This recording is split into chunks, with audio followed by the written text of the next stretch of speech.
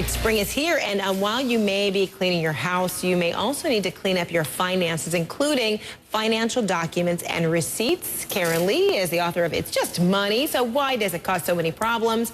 Karen with us right now. Almost everything is available these days, you know, kind of online. However, a lot of us feel comfort in having the paper product. When do you let it go? I think that a lot of this segment is geared towards sort of the older generation. And Guilty. Remember, we're pre-internet. We remove the word older, though. We had to keep everything, though. We didn't have everything online. So that's what we want to talk about today is what do we save? What can we get rid of? And how to eliminate the paper going forward. All right, how do you calculate? What do you hold on to? First, let's talk about the things that we must save. Any document that pertains to an asset that you bought. So the title, house, mutual funds, stocks, bonds, any asset, because you have to be able to prove what you paid for later when you might go to sell it, right?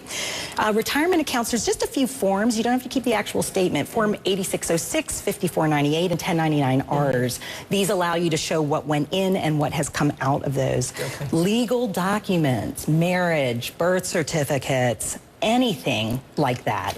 Not only do you want to keep those, you want to scan those and make backup copies to store your own online or in the new cloud technology. And then loans. If you originate a loan, it's very important that you keep the initial document, all the payments you make, and then when you pay it off, now you want to keep that final notice that you've paid it off. Then you can get rid of all the other stuff. Okay. All right. So, are we done with the things that you? Oh, okay. There's more. Nope, there's not more. But did you have a question on that? No, I was ready to go on to the. Let's go on. What stuff you let go? Virtually everything else. Oh gosh. I know, and this is going to be the hard part for people like you and I who want to keep every little thing. Hard to let go. It is hard to let go. So you may let go of all those ATM receipts every time you swipe your credit card, and you keep those, keep them for the 1 month until you reconcile it with your bank statement or with your credit card. Then you can let those go. All right, we can get rid of our pay stubs. We can get rid of receipts for minor purchases after a couple of months. I mean, let's face it, if you've had something 3 months, what's the likelihood of you returning it? Right?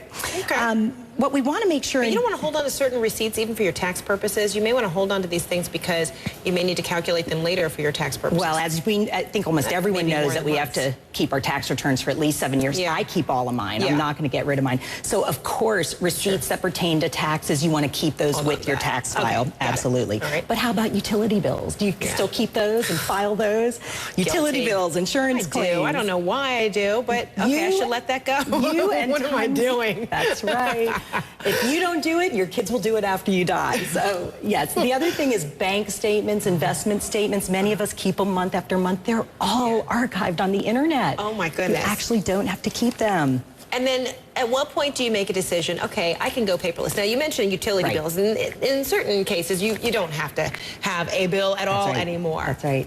So this is kind of tough, and I've got to admit, I've got some room to move here. Now, we have some issues here, don't we?